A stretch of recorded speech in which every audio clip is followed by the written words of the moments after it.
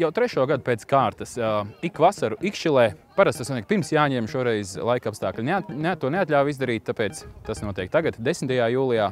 Notiek ikgadējais peldējums pāri Daugavai un atpakaļ, ko organizē Ikšķiles izturībnieku brigāde, kas tā arī saucās Izturība. Tā kā pastīsimies, kā viņiem gāja un vai visi veiksmīgi tika atpakaļ. Varbūt kāds arī nopēlēja 2 reizes. Nu tad stāsti, kas šodien notiek? Šodien notiek komandas, Ikšķiles izturības komandas Izturība. Izturības sporta veidu komandas Izturība. 3. peldējums pāri Daugavai un atpakaļ.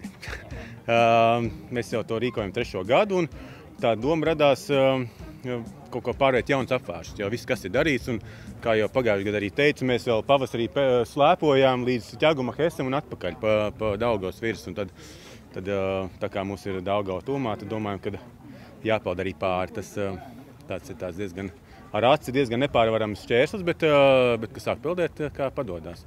Vairāk vai mazāk mēs esam sapulcējušies visi tie, kas ar peldēšanu ir uz tu.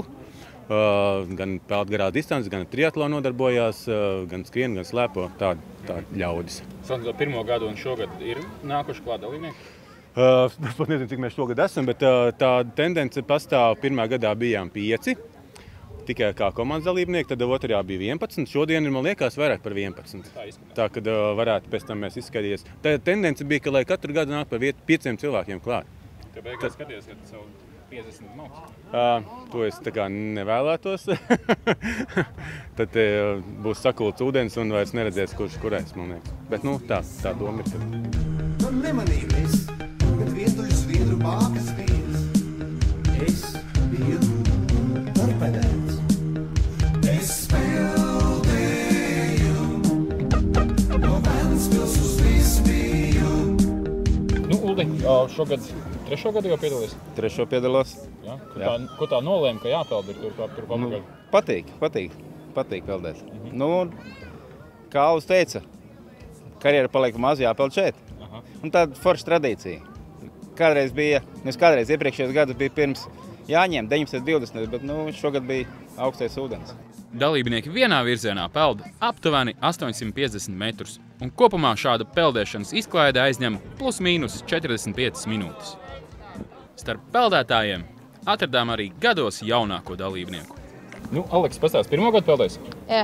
Ja? Un nav bail? Nē. Ikdienā arī ar peldēšanu nodarbojas? Jā, es ziemāju uz baseinu peldēt. Bet te kopā sanāks kaut kāds 1500. Nav bišķi bail tagad? Nē. Tiks galā? Jā. Un teicis malā nenervozē, nemēģināja atturināts varbūt? Nevajag? Nē. Viss kārtībā, ja? Jā. Labi, Aleks, gaidīsim tevi tad atpakaļ. Jā.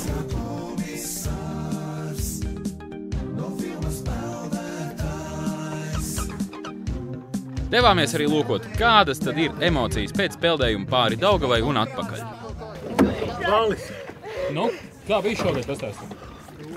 Vispār tajā pusē baigie viļņi. Bija forši. Pats nebija viegli, daži bija. Mēs tā izratojāmies, ka bija jāseko līdzi. Jāmeklē ar acīm, kur nu kurēs. 100 metri vienā pusē, cits pavisam otrā pusē. Bet bija forši. Satraukums nebija, kur tur citi pazuduši? Nu, bija. Ne pa jokam. Bet forši laiciņš. Jā, ļoti labi. Tu viens no retiem, kurš bez hidras, ko tev nebija augsti? Nē.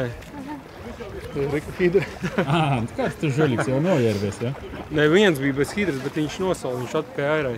Tad pat šitādā siltā laikā, ja peld tādā atklātā, tad ar hidru vajadzētu? Tik ilgi peldot, jā, labāk. Un kā bija šogad? Tad sūdzās citu, ka viļņi tenī galā baigi. Tā jau bija pūta, jā. Cevišķi, ka ceļu roku ārā visu laiku nes projām. Bet mēs tur braucām ar tādu līkumu aizpeldējām. Daži tā aizgājās šķīvi. Atpakaļ mēs mērķējām tur to māju un tad tā beigās sanāca precīzi pa šeien ārā.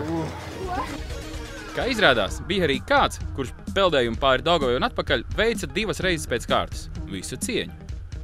Andris Burkāns Krauja, Toms Ezis Ezerietis, optimistiskais televīzijas kanāls OTV.